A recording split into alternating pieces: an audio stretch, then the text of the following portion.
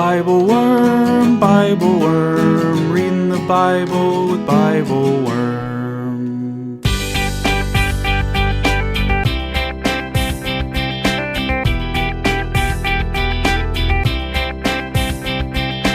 Welcome to BibleWorm, getting to the core of the biblical text. I'm Dr. Amy Robertson, Director of Lifelong Learning and Music at Congregation Or Hadash in Sandy Springs, Georgia. And I'm Dr. Robert Williamson, Professor of Religious Studies at Hendrix College and Theologian in Residence of Canvas Community in Little Rock, Arkansas. We're here every week to discuss the biblical text, both as biblical scholars and as people of faith, one Jewish and one Christian. Today we read Mark chapter 12, verses 1 through 17. Jesus is in Jerusalem in the last week of his life when he pulls upon Isaiah's well-known image of Israel as a vineyard to offer another parable, one in which those sent on behalf of the landowner are rejected over and over again by the proverbial management. What does it mean in this context to say that the one who was rejected will be the cornerstone? Or does he mean foundation stone? And how does all of this tie into Jesus' famously clever instruction to pay to the emperor the things that are his, and to God the things that are God's? Oh, and we will also announce our summer series in this episode. Thanks for being with us.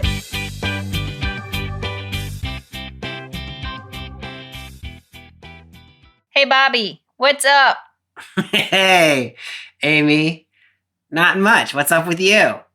I just came from a long rehearsal, and so I'm a little loopy and tired. Which of your many endeavors are you rehearsing? I sing with a trio called the Mamalas, and we have a concert on Saturday night. Beautiful. That we keep making bigger and bigger. We just added a new song to it. Hey, right on. And it's on Saturday night. And That'll there's some songs in languages that we have never sung in before. And that is challenging. When you say you added a new song to it, does this mean you have a song that you've been working on and you said, hey, let's add that to the repertoire? Or is it a new song? It's not new. It's a song we have sung before. Gotcha. Okay. That we thought That's would a little make bit a better. nice transition. Yeah, no, we didn't add the song in the language we don't know. Has been on the list for a long time. It just continues to be hard. It's Hungarian. Hungarian's a very hard language. You know, I have been in Hungary, and I didn't try to learn the language, but I can see that would be true. I think I've heard that it's more like Mandarin than interesting. Like Slavic languages or, Yeah. Certainly romantic languages. Anyway. I have been in China and tried to speak Mandarin. I was teaching English in China way back, and I tried to speak a little Mandarin. And that whole concept of a tonal language where, what your voice does at the end or in the middle changes the whole meaning of everything was very difficult for me. It's not just about inflection and like making your words sound more interesting. It's like you can say a whole other kind of thing. Yeah. I got laughed at kind of a lot. In a very generous way. It was generous laughter. Look what an amusing thing you have just said. Yeah. Yes. Mm-hmm. I was teaching English, and so they were taking lots of risks trying to speak my language to me. So that's nice then that you took a risk. So I spoke their language back to them, and they laughed at me. But it sort of evened the tables a little bit. Yeah. Okay, so enough about all that. Let's look, instead of going down memory lane, let's look ahead. Let's look ahead to the summer, Bobby, because I'm tired of it being cold. Yes. Oh, I can see the summer coming. Bobby, it's going to be amazing. What should we do in the Bible this summer? This summer, we're actually doing something I'm pretty excited about that we have not done before. We're having a collaborative summer series with Spirit and Truth Publishing. And so we're doing a joint series on creation and creation care. So Spirit and Truth, as they do, is going to do their Vacation Bible Study curriculum and Sunday school curriculum. And we are going to do a series of biblical texts related to creation. The Spirit and Truth series is focusing on Genesis 1. We, being weird in the way that we are weird, are adding some other things. So we're going to do a little Genesis, a little Job. We're going to do a couple Psalms, some Leviticus. Oh, yeah. And some Ezekiel. I love that we're doing this, and I love that we are diversifying the texts we're pulling for how the Bible wants to talk about the natural world, the created world.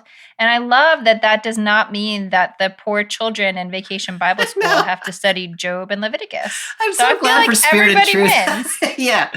Can you imagine us writing? You probably could do it because you think about such things. Me writing a Vacation Bible School curriculum would be such a train wreck. I always want to problematize everything. And so to have somebody who can say, here's what you need to think about from this text. Let's start with this. Yeah. Let's start here. Mm-hmm. And Leviticus 26 is not the place you would start talking about creation care with school-age children. But for us old people, it's great. Y'all are going to love it. It's going to be great. So that series, I don't know exactly when it's going to get out in the world, like the actual texts and stuff. We'll post them soon-ish. But those actual episodes will start appearing around the middle of May in the usual places. So everybody's got that to look forward to. Yeah. I think that'll be good. Yeah. I'm excited. Me too. Okay. We've talked about the past. We've talked about the future. Yeah. Today, we're reading Mark chapter 12. We are. It is. Verses 1 to 17, the narrative lectionary gives you the option of stopping after 12. But why would we stop? I know. Why would we ever stop? We're not stopping. We're going to 17. Yeah. Last time we were in chapter 10. We are going to circle back to chapter 11. We are. There's an occasion that it's Palm for. Sunday. What is that called? Palm Sunday. Yeah. Yes. I was like the one where they're walking down the thing. I picture like a red carpet. Yeah. For Red Carpet Sunday. Red Carpet Sunday. I like that. Yeah. So we are going to circle back to it, but I think we need a little bit from it as context setting to get us from 10 to 12. We sure do, Amy. And it's one of the sort of the awkward things about the way, you can't have Palm Sunday just in the middle of Lent. Although I was talking to the BibleWorm Collaborative today, and there are a couple of communities that are actually just they're going to do Palm Sunday sort of in the middle of third week of Lent or whatever. But if you're going to follow the liturgical calendar and have Palm Sunday the week before Easter, then you have to get out of chronological order, which is what the narrative lectionary does. So we skip chapter 11, but chapter 11 which also sounds like bankruptcy, which I never put together before. Are you an Office fan? I declare bankruptcy. Anywho. All right. So, but all this whole gospel, we have been talking about Jesus in Galilee, sort of headed toward Jerusalem. And the last few weeks, especially, we've been talking about he keeps getting closer and closer. And you feel this climax to this conflict, this coming. And Jesus has been talking about when we get to Jerusalem, there's going to be suffering and death. Well, in chapter 11, Jesus actually gets to Jerusalem and comes into the city. And so things kind of change. Like now we're not off in Galilee. We're not on the way anymore. We are in the center of religious and political power. And it changes the kind of conversation that Jesus is having. So if you miss that, then this conversation that we're going to read in chapter 12 seems a little, I don't know, it's hard to figure out why Jesus is so urgent about what he's urgent about. But it's because he's in the last week of his life and he's in Jerusalem, and we've been anticipating this was going to be controversial for a long time. At the very end of chapter 11, we get, starting in verse 27, Jesus is in Jerusalem and he's being challenged by the chief priests, the legal experts, and the elders. So it's the central figures of the establishment religion based in the temple in Jerusalem, and they're questioning him about his authority. And so when we read in chapter 12, that's who the audience is. That's who Jesus is talking to: chief priests, legal experts, and elders. So the significant figures in this establishment religion. That's what I want to say about that. Would you want to say something else about that? I think that is a very helpful orientation, and I really am glad you used the word urgent there, because that came up for me some as I was reading chapter 12. So that's helpful grounding for me. The only other thing we might want to note, well, actually tell me if you even think this is correct, yes, he's speaking to the chief priests and the scribes and the elders, but it references at some point in chapter 11 and then also in chapter 12 that they're afraid of the crowd. Yes. So are you picturing a wider audience there sort of witnessing these conversations? I think that probably makes sense. Yeah. In Judaism in this period, there's and we'll see this toward the end of the text of today's text, there is a little bit of a different sense about what it means to be Jewish if you are one of the elites and if you are one of the common folk, the crowds. And so they're walking this sort of delicate line about what are we going to say that's going to upset who? And the crowds, while they don't have any official power, they have lots of power in the sense that they can get riled up. We're at Passover. There could be a revolt. There could be a lot of unrest. And so they're concerned about that, I think. Yeah. That makes a lot of sense. Okay, well, as I said, the reading that we're going to do is chapter 12, verses 1 through 17. You think we're ready to start? I think so. Okay, so I am picking up and I'm reading from the NRSV. Then he began to speak to them in parables.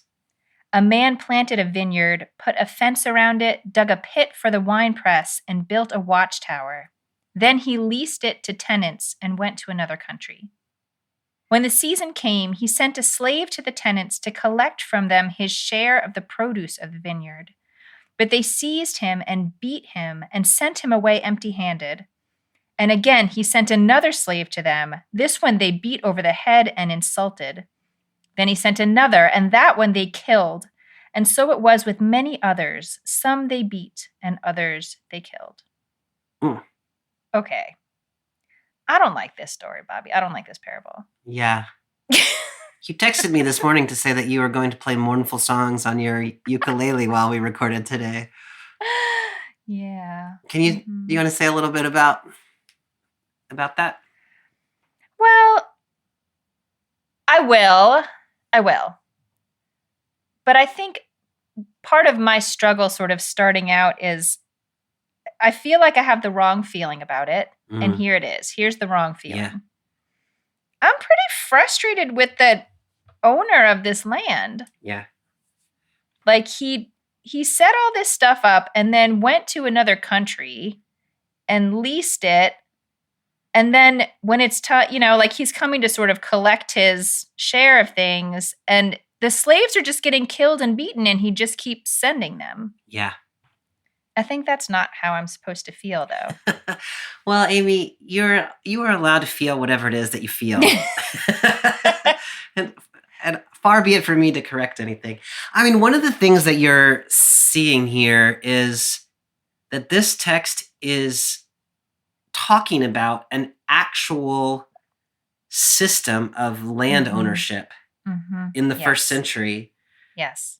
Which was very much exploitative, and the landowners were not viewed as the good guys mostly.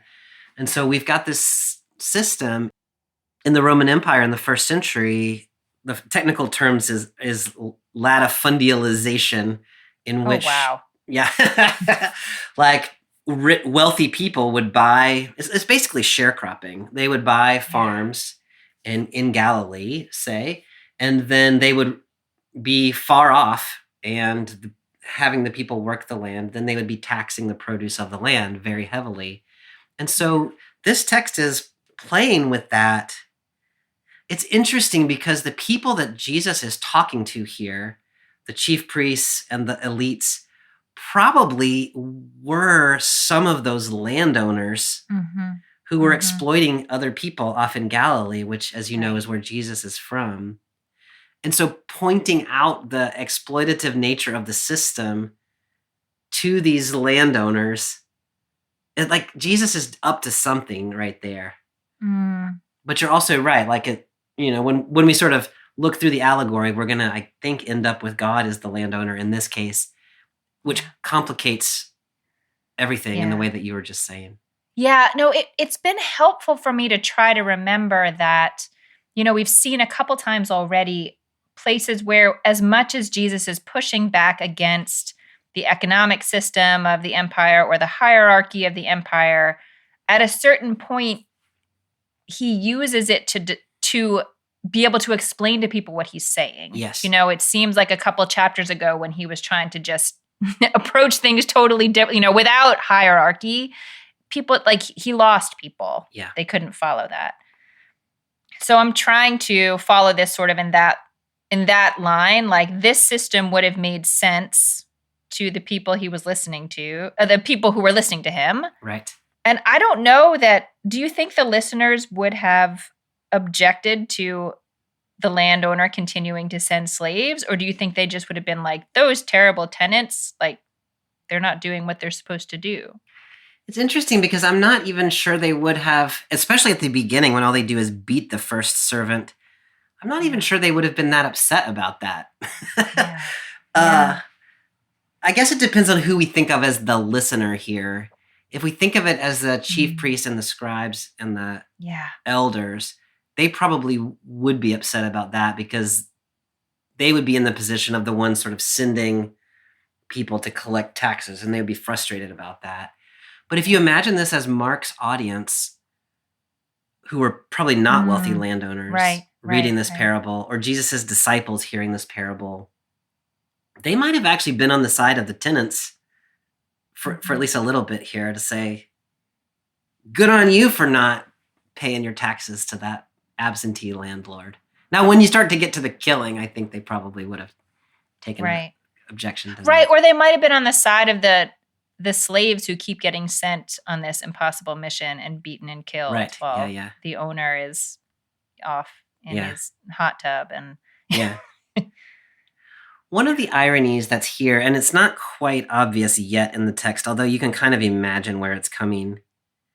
But one of the ironies in this text is, as it's going to turn out, the tenant farmers are the rulers, the chief priests and the scribes and the elders. And so those who in actual life are the ones who probably own these latifundia are in this parable the ones who are having to work it. And so there's probably some sort of ironic enjoyment of that sort of detail of the switching of roles and the first becoming last and that kind of thing. Bobby, I have so many thoughts about this, but they all are sort of pulling us out of the immediacy of the metaphor. So I'm trying to hold them back, hold back the waters. I didn't do so well, did I? Yeah. I wasn't thinking that. I really am just thinking about holding back. But I do want to at least notice that in the way this story is told, we don't really have a sense of much relationship between any of these people except utilitarian. It's a very utilitarian relationship. I think that's right. Yeah. Amy, I'm so curious when you read that, the beginning of that parable, a man planted a vineyard, put a fence around it, dug a pit for the winepress, and built a tower. What do you hear? Like, is that resonating with you? I mean, it reminds me of the vineyard in Isaiah. Yeah. Where the vineyard it's supposed to produce good grapes, but it produces crummy grapes. I don't think that's the word that's used. And is sort of held responsible for producing bad grapes, which I always think also was a weird way to go in the parable. Right. Because, but that's how it goes. And it's interesting that that doesn't seem to, I mean, I don't know, do you think that's in play here? Because that's not where it goes. It doesn't say there was anything wrong with the produce. I mean, I think what you're putting your finger on is exactly the issue.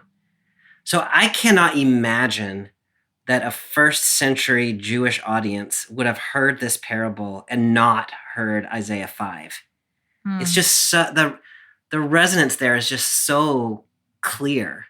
And we talked about that text back in the fall. And so I think the narrative lectionary people were wanting us to make that, wanting us to hear that as well. Make sure you've got this Isaiah 5 text, because we're going to read the parable of the tenants. And so I think we're supposed to be hearing that sort of, we know how that turns out, that the landowner is God, that the vineyard is Israel, and that it produces bad grapes. But you're right, here it sort of takes a turn right there for two reasons. One is God goes away. Mm-hmm. And the other is because it doesn't seem to be the vineyard itself that's coming into judgment here like it was in Isaiah, but the tenants who are responsible for the vineyard.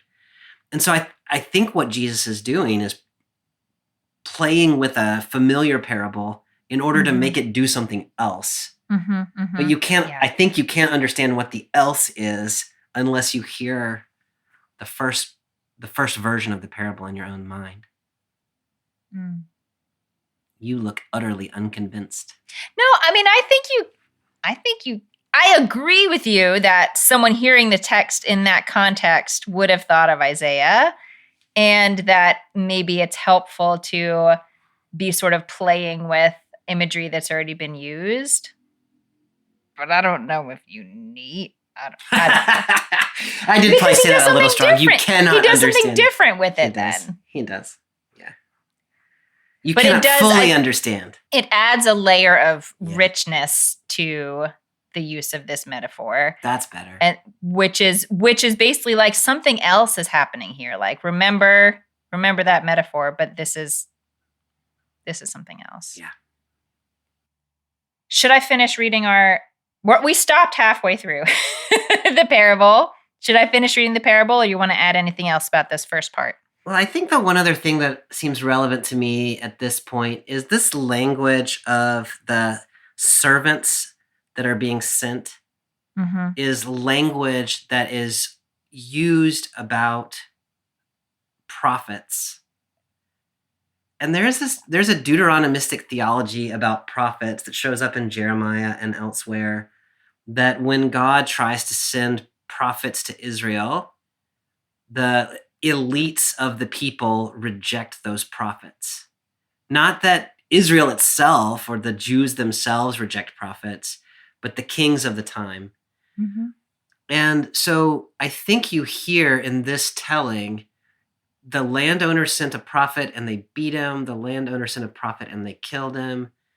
I think when you use that language of servant, it's not a far step to hear in there a Deuteronomistic, prophetic retelling of the story of the kings of Israel and the ways in which they don't listen to the Torah and are persecuting those who try to bring Torah to them. So to this point that we have read, I think what we've done is sort of retell that story a little bit. Does that make sense? It totally makes sense. Yes, it totally makes sense if we take it out of the immediacy of the parable. Which is what you were trying not to do that I keep doing. No, but you're right. I mean, it's frustrating to stay in the parable because then you just have like this sort of like obnoxious economic system being played out. Yeah. But it's very different. It is very different when you think about it as God sending prophets. For me, it is. I can't stay out of it. You can't do it. I got you. You tried. Here's the way I'm doing it as a scholar, though. I'm saying that the original audience, when they heard this, they would have already been thinking all of this. They would have not been able to hear it just as a story because the resonances are so strong. That's my scholarly justification for my inability to focus on the parable as a parable. I like it. Are you convinced? I'm convinced. Okay. I'm going to play a sad song in the background. No, I like it. Okay. Hi, everyone. It's Bobby here. We're excited to announce our 2024 summer series on biblical images of creation. This 6-part series begins in May after Pentecost and includes texts from Genesis, Job, Psalms, Leviticus, and Ezekiel. We're especially excited to be collaborating with Spirit and Truth Publishing, which has released a vacation Bible school and all-age Sunday school curriculum designed by experienced Christian educators called Learning Together, Created to Care, which can be used in parallel with the BibleWorm podcasts on creation. For more information, visit spiritandtruthpublishing.com, patreon.com/BibleWorm podcast, or look for our posts in the Narrative Lectionary Facebook group. We're looking forward to talking about creation with you this summer. In the meantime, let's get back to this week's podcast.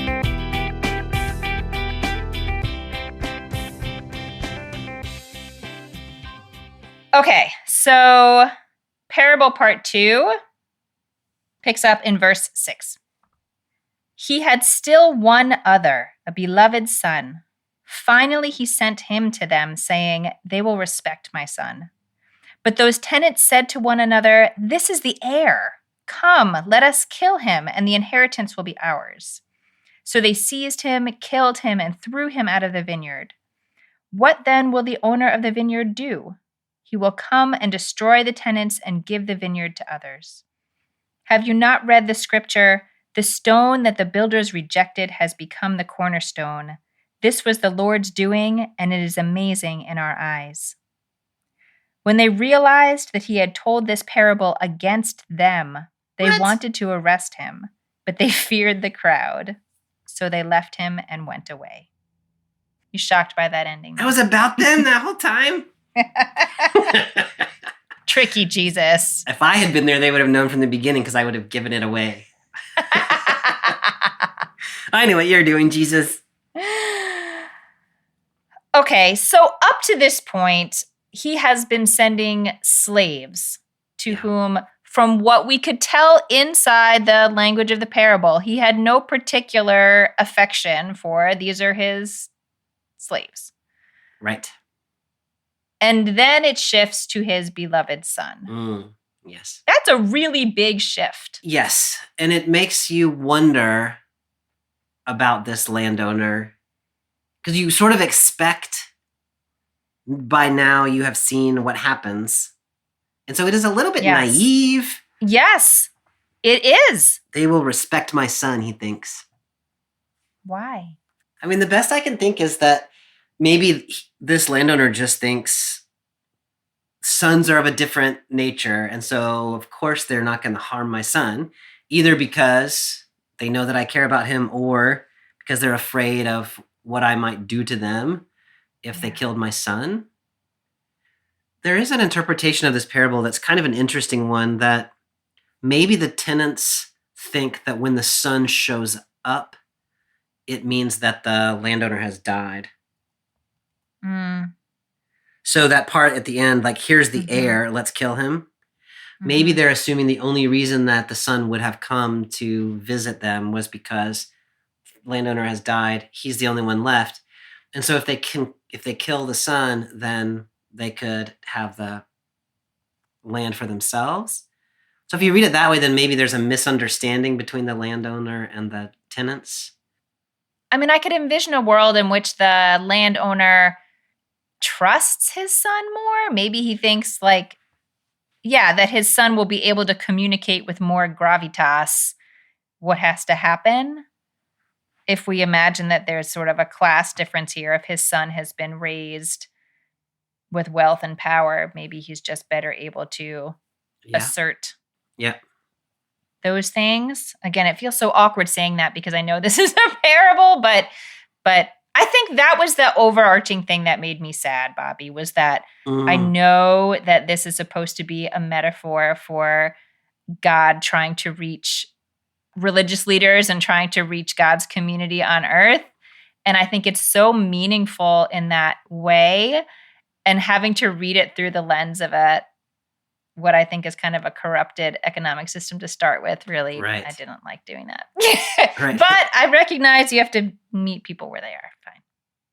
You're talking about the corrupted economic system, which is right. But I was trying to imagine how this actually would have worked. And you can bet if they had actually killed the slave of an actual landowner, he would have sent military personnel to take revenge on them. But he didn't. And so it is working with this economic system, but from the very beginning, you have a landowner who is not acting in quite the way you expect a landowner to act. It is to the detriment of the landowner's servants and here of the landowner's son. But he's more, I was going to say gracious, but I'm not sure that's exactly what I mean. He's less retributive than you would expect.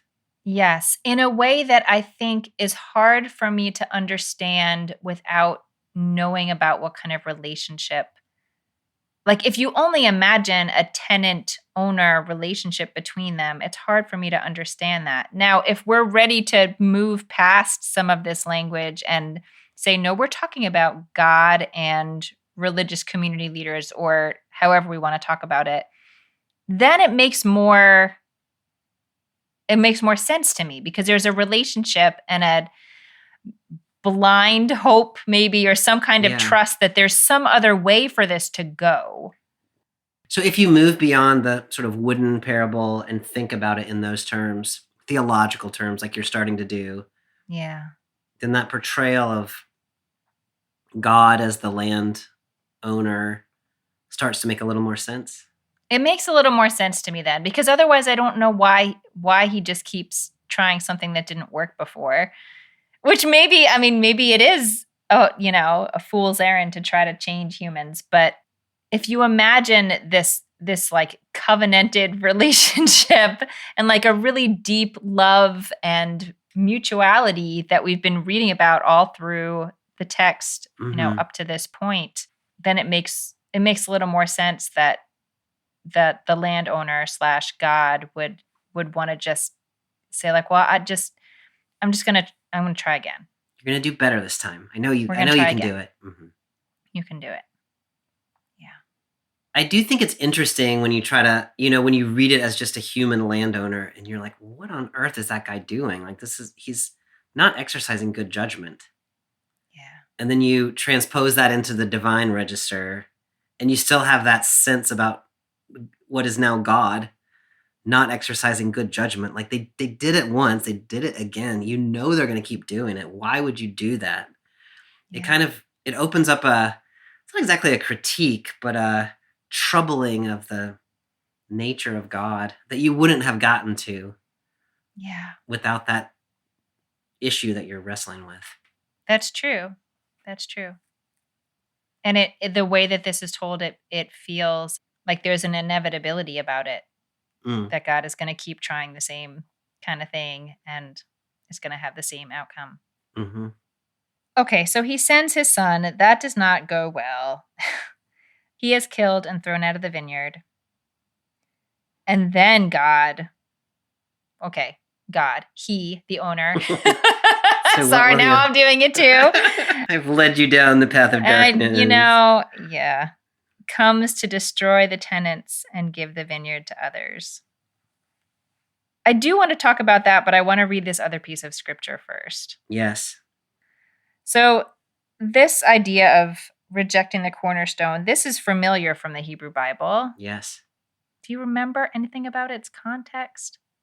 What I know is it's Psalm 118, Yeah. 22 and 23, which is a passage that becomes well known in the New Testament in these Christological terms. Mm-hmm. But I don't really know how it functioned in ancient Israel or how it functions in your Jewish community. Can you give me some background? What I will tell you is that I feel like Psalm 118 is an especially beloved psalm because it has so many lines in it that wind up being quoted, usually in different contexts, though. It's not necessarily that we read Psalm 118 all together all the time. I have seen that line used a lot for really exactly sort of what you would imagine from this parable, that the people who have been pressed out of having any kind of influence or any kind of power to shape what is happening in the Jewish world or in their own communities, that ultimately they are going to be the ones. Like the cornerstone is, I don't know anything about structural engineering, but it's like, I think the stone within maybe an arch that, like, if you take it out, everything falls down. Does that sound right? Are you a structural engineer? You are an engineer. That's better. I am an engineer. me. I'm a chemical engineer, which I do not know about such things. Amy, it's interesting because this word that's used here in Greek, gonia, can mean a keystone, which is what you're talking about. Mm. So the image there is of an arch And then the last stone that goes in is the keystone, which is got a little wedge shape to it, which holds the whole arch up. Mm-hmm. Or it can be translated as cornerstone, which was in the translation that we were reading, which is the like foundational stone, like it's the first stone in a building. Mm-hmm. And so depending on which way you read it, it has very different connotations. It's either here's the last piece we need to make sure the whole thing stands up, or it's an image of starting over with a new cornerstone. Okay, you want to try to like pull that out a little bit for us? Like, how do you think that would, what kinds of different visions do those put on the table for you? I mean, I will tell you that I like the keystone idea, even though ultimately I think that's probably not what Mark's Jesus is going for here. To me, the keystone idea is we've got a structure that just needs the final piece to fall into place in order to stand and be lovely. And so the stone that you thought was worthless is in fact the stone that holds the whole thing together. That's lovely. What I think is happening here instead, at least in Mark's context, is that the temple is being destroyed, even while Mark is writing his gospel. It's either about to be or has just been destroyed. And so the sense is sort of a rebuilding of something new to take the place of something old. And the stone that has been rejected is the foundational piece of that new structure that's replacing the old one. So it's an overturning of something old and bringing into being something new. I think in my understanding of what Mark is up to, I think that's what he's probably saying. Although I personally am drawn to the other reading. What do you think about when you hear that?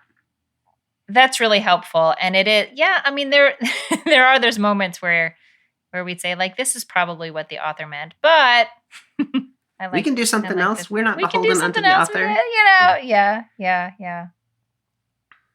Bobby, we have talked a little bit about who we think the owner is in this, if we're moving out of the metaphor and moving out of the parable into a sort of more theological realm.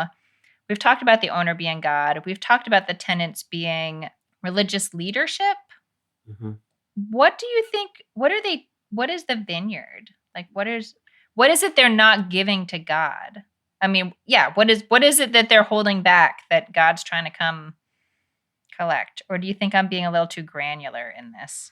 No, this is why I was talking about Isaiah 5 being the whole key to everything. Okay, good, great. Which is, anyway, because I think that the vineyard is still Israel or the people of God. I don't know which way we want to think about it at this moment. But the vineyard is what the vineyard was. And in Isaiah 5, the problem was that the vineyard produced sour grapes. And so it needed to be destroyed. Mm-hmm. But here, it's not the vineyard that needs to be destroyed. It's the people who have been responsible for the vineyard who are the problem. And so there's a really interesting, I think, separation here of the leaders of the temple structure, the chief priests and so on, and the people, in which the people here are not being held responsible, I think, for anything. They're a perfectly lovely vineyard, but these elites have tried to make it their own in a way that was illegitimate, and so they're the ones who need to be punished. I love that, Bobby. And now I see why you said Isaiah was such an important key to this. Because I was not thinking about the vineyard as Israel. I mean, I didn't really know what to think about the vineyard as, as our idea of, God's kingdom on earth, or the whole system God was trying to set up and, with the structure of the Torah and, creation, or what is it? Of what are we the stewards? But I think you're right. If we see the vineyard as Israel, that's actually a really beautiful reframing of Isaiah. That the problem is not Israel. The problem is the leaders are all over the place and are forgetting to whom they are beholden. Right. Exactly right. And so then it plays back into this idea that the elites that we are talking about likely were themselves landowners who were themselves exploiting actual tenant farmers. And so we get that sort of turning about of the roles. And so then it becomes a critique of them for exploiting economically the regular folks of Israel, the regular folks of Galilee, maybe, and not doing justice in exactly like it plays back into that Isaiah 5 text, but it's not the people who are not doing justice, it's now the leaders. And so the whole parable takes on this very different economic tenor about it. I have one more question that I need to ask you about this section. Yes. And it is from verse 12, when the leaders realized that he was telling this parable against them, they wanted to arrest him, but they feared the crowd. Mm-hmm. And that happens also in chapter 11 that we haven't read yet, but we will eventually read, that the leaders' decisions are impacted by their fear of the crowds. Yes. I think that is such an interesting sort of inversion of power or sort of masking of power. Like, where is the power really if the leaders are afraid of the crowd? I don't know. How does that sort of sit with you? How does that resonate for you that the leaders don't do what they seem to think is the right thing to do, that we can disagree with, but I don't know. Is that a good thing? Like, are the crowds keeping them honest, or is it the crowds are making them cowardly? I think the crowds, that's such a good question. In my reading, the crowds are keeping them honest. Mm-hmm. And they know that the crowds are resonating with what Jesus has said. Yeah.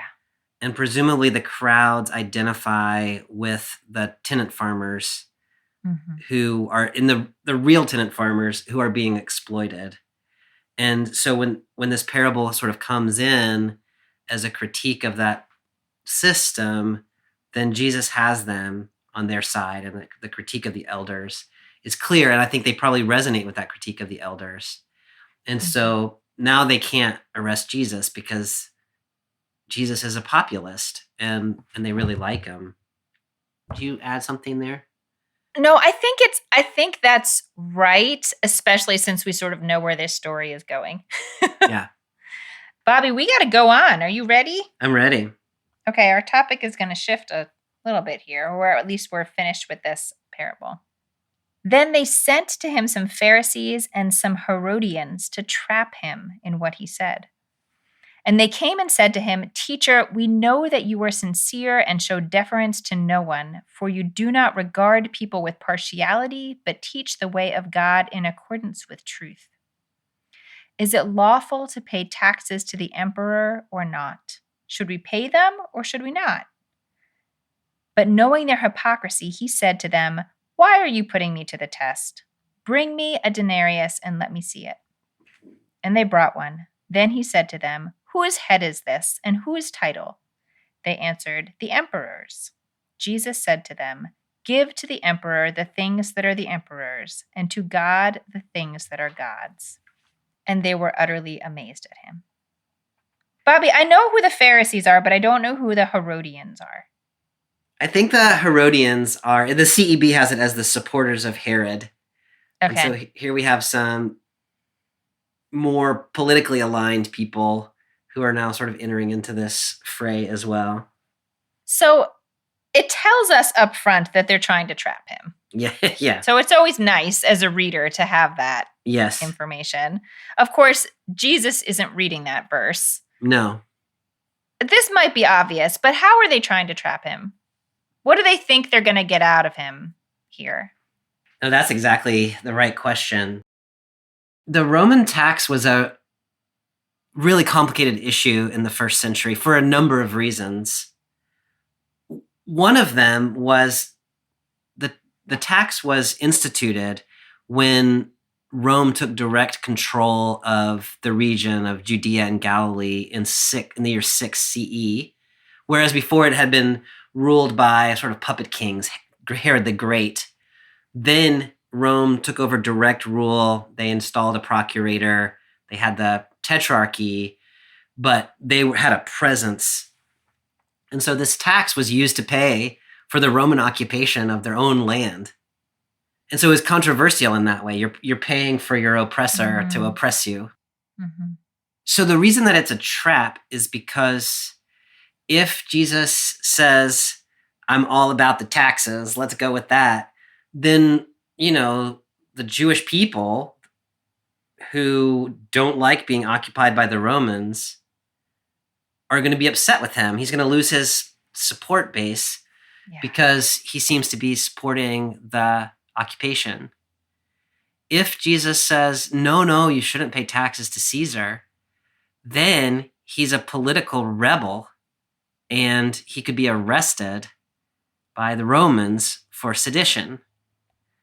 And so whichever way he goes, he's in trouble.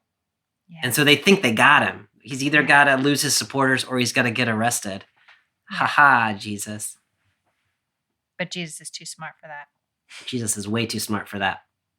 Yeah, I just need to, this was another thing where I want to get my sad ukulele out, and this is why. I recognize, this is just where the story, it just gets harder and harder from here. Like, it's not going to get easier after this. But we have sort of reached a point in the relationship between the religious leaders and Jesus that I feel like there's no real way for them to have conversation. Like, they're just, it's like verbal sparring. Like, everything is some kind of sparring and figuring out what's going to get me in trouble with the crowd or with the government or with the whatever. Like, what can I say and what are the ramifications of it? And I feel a real loss in that. Like, I don't like using language in that way. And I recognize it is just a reality. Like, we are, as you have pointed out, we are now in Jerusalem. We are in the seat of power and politics are there. So we can wish they weren't, but they are. Yes. But I wish they weren't. Yeah, no, I totally see that, because there's a real lovely discourse that one could have about the implications of paying taxes to Caesar versus not paying taxes to Caesar. And are there ways in which that is a reasonable and unreasonable thing to do? And we are not allowed any of that nuance here. No, we're not. You have to be evasive or get trapped. Sounds a lot like modern day politics. It really does. It really does. That we're looking for. This is something else. Something else has happened here. I love also that last turn of phrase, give to the emperor the things that are the emperor's, and to God the things that are God's. Mm-hmm. What do you think he's thinking about, the things that are God's? Like, what do you think he mean? I mean, like, okay, that's a very clever way to say, pay your taxes, but I want nothing to do with that system, sort of.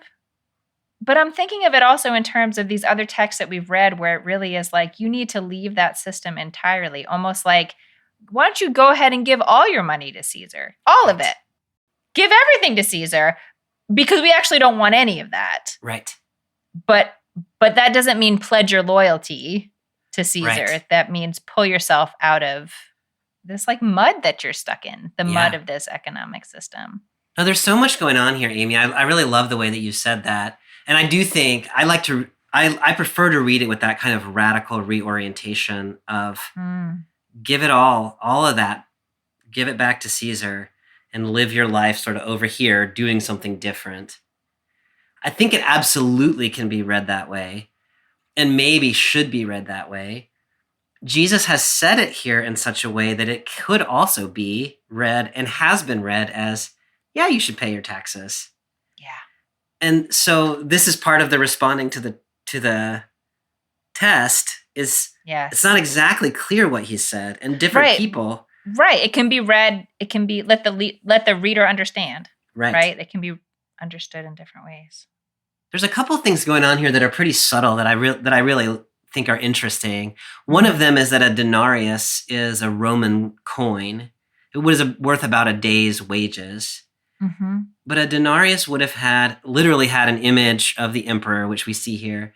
And it also would have had an inscription on it calling the emperor the divine son, or the son of God. And so using a title that Jesus claims for himself, but that so the Caesar also claimed. The word that's used here for image is icon, which is also the word that's used in Genesis 1 for being in the image of God. And here it's talking about the image of the Caesar. And so one could read this along the lines of what you were saying as you need to decide in whose image you are created. If you're created in the image of God, then you belong to God. If you're created in the image of Caesar, then you belong to Caesar. And then everything else follows from that, which is the originary image to which you belong. The other thing that Jesus does here that I think is so subtle and so awesome is he's like, I don't actually have a denarius. A lot of Jews in the first century would not have carried a denarius because they actually thought carrying around the image of the Caesar was blasphemous, especially with this inscription on it. So Jesus says, I don't have one of those. Can you give me one? Then it's the Pharisees and the Herodians who actually do have one. So Jesus has exposed them as ultimately being loyal to Caesar and made a claim that he himself is not because he doesn't carry finances. And so he's sort of reversed, like he's kept his populism. He's demonstrated that the elites are not populists, and he's evaded the question. It's genius. And maybe what he has said is Caesar is nothing. You belong to God. But maybe that's not what he said. Like it's lovely. It's so lovely. And I love, especially when you were saying before, this question of sort of to whom are you devoted? And I think probably at that time, part of the way you would show your devotion to anything is to give money to it. Yes. Like taxes, or maybe in our modern time, we think like donations. Like that's part of how we express our devotion or our sort of being lower on the system is by giving our money. But at the same time, if you gave all your money to it and pulled yourself out of that system, then you'd be out of that system. Yeah. Yeah. Bobby, is there anything else you want to pull out from this section before we draw to a close? No, I don't think so, Amy. All right, my friend. There are a couple of different themes a person might pull out of a text like this. What is feeling most urgent to you? Going back to the parable of the tenant farmers, the thing that I really love the place that we landed in thinking about God's compassion towards God's people. And we can think about what exactly we mean by that. And I don't know what I mean by that and what you mean by that and what Mark means by that might not be exactly the same. But the idea that the vineyard is precious and the vineyard is treasured, and that God here is not trying to upend the vineyard, but that God is upset by those who have been given responsibility for the vineyard. In this case, in the first part of this text, it's the religious leaders, the chief priests and the scribes and the elders. In the second part of the text, we get the introduction of the Pharisees and then the government officials, the Herodians, who in a different way are also being questioned about whether they truly belong to the people of God or whether they have given themselves over to the Caesar. In all of that, it seems like the claim that is being made is that God has created a people for the doing of justice, going back to that Isaiah text, for the doing of justice and for living a life of community devoted to God and in God's abundance. And it has been misled and mismanaged by those who have loyalty to the wrong image, to the wrong emperor. And so that give to Caesar what is Caesar's means you can be in that system if you want to, but give to God what is God's, which is exactly God's people, right? God's vineyard. And so it calls all of us, I think, especially that the bit about give unto Caesar what is Caesar's, but to God what is God's, or as I was saying it a minute ago, in what image were you created? When I ask the question of myself that way, whose image are you living out? And am I being somebody who is living in the image of Caesar and actually not particularly devoted to the well-being of the people of God? Or am I somebody who is living in God's image and tending to the community? Like, that puts a really fine point on it. And I think that's a really important question for me to ask. That passage about the cornerstone from Psalm 118, as Jesus uses it here in Mark's gospel, is, of course, in the Christian community about Jesus. And so the foundation of everything is Jesus. If you are living according to Caesar, you are not, you have, from the very first stone you have laid, you are building the wrong building. And the critique here is of the temple as it was working in the first century, but the same critique can be leveled against what we call establishment religion here and now, and the question of whose interest it is serving. And so I think that is such an important, it's a little bit trite at the end of the day. Like, Jesus is the cornerstone of everything. And are you living that out or are you not? But part of the reason it sounds so trite is because it's so essential to what the gospel actually is. And this text to me brings all of that into conversation about taxes and land ownership and the way you run the religious establishment and the government. Right. It only sounds trite if you don't dig down into okay, what does that actually look like? Right. Yeah. Yeah. What about you, Amy? When you read this text, where is it landing for you? Well, okay, I saw Hamilton yesterday. So it's Hamilton. Like for real saw Hamilton? For real, yes. Yes, wow. Hamilton came through Atlanta. Not just on Disney Plus or whatever, but not just on Disney Plus. And I had seen it on Disney Plus before, but I had not seen it live. And it's so much better live. And in your introduction, you mentioned the word urgency or something being urgent. And I said, I've been thinking about urgency in this text. And here's how Hamilton and urgency and this text all fit together. I am feeling really struck by the way that language is used in these texts, and we talked about how it really they're just sparring at this time. This is sort of like intellectual sparring. But the question came up for me when Jesus realized that they were trying to get him to entrap himself and get arrested. As you started us out, this is his last week. Yes. He's in Jerusalem. I don't know if he knows the specific details of how things are supposed to go down, but was it an option on the table for Jesus just to speak freely and let whatever happened happen? Yes. And why didn't he do that? And I feel so trite comparing this to Hamilton, but it's just what's in my head. Part of what's happening in that musical or the story of Hamilton, I guess, I don't know much about the guy myself, is exactly this tension of when do you just speak freely and not think about the consequences at all? And when do you keep in mind what is going on around you and what is going to happen if you say a particular thing? And when does the urgency of truth-telling outweigh the urgency of time? Of trying to have more time? Yeah. Because telling the truth will sometimes reduce your time.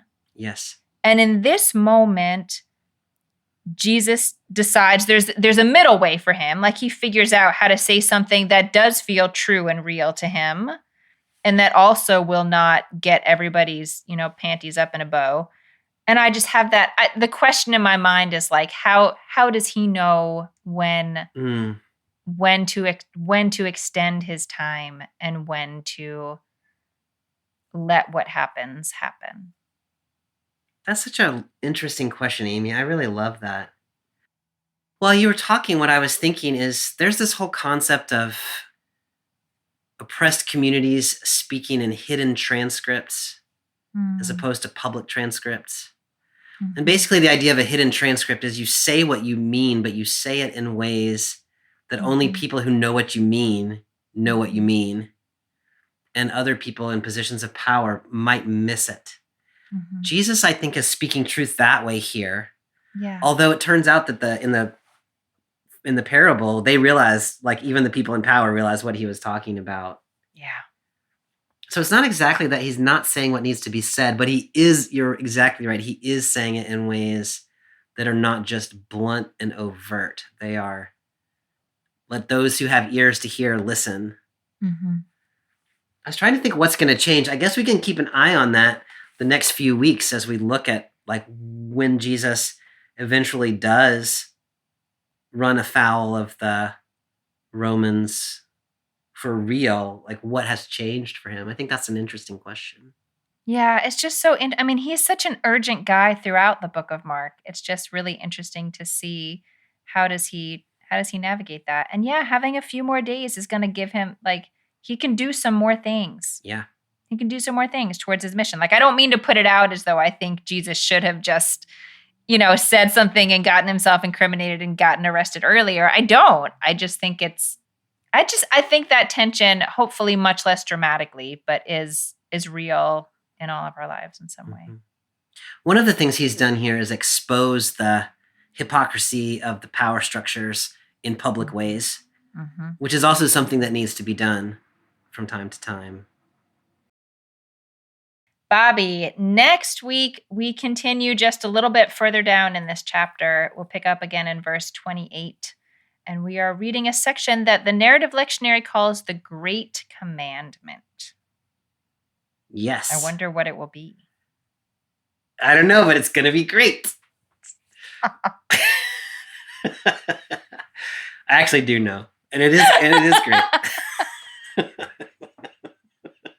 Well, Bobby, thank you for getting me through this text. It feels a little bit less harrowing to me now. And yeah, it is good. all because of you and your insistence on Isaiah. Yes. I did miss the ukulele, though, but maybe another time. Another time, yeah. All right, my friend. I will see you next time. All right, Amy. See you then. Bye. Thanks for joining us for this week's episode of BibleWorm. If you've enjoyed this free podcast, we hope you'll help us keep it going by joining our Patreon for as little as $4 per month. You can also sign up for other goodies like early access, video lectures, weekly liturgies, and more. Visit patreon.com/BibleWorm podcast for details. BibleWorm is produced and edited by Bobby Williamson. Our theme song is sung by Colin Bagby, and our theme music is The World at Large by Dano Songs. Many thanks to all our Patreon supporters for helping make this podcast possible. A special thank you to our newest supporters, Art Wright, Brian with a Y, Kevin Jones, Brian with an I, Laura Sauter, Emily Wilmarth, Katie Stredneck-Singer, Blake Croft, Alex Zuber, and Catherine Rankin. Next week, we pick up a little later in this chapter with Mark chapter 12, verses 28 through 44. Until then, keep on digging.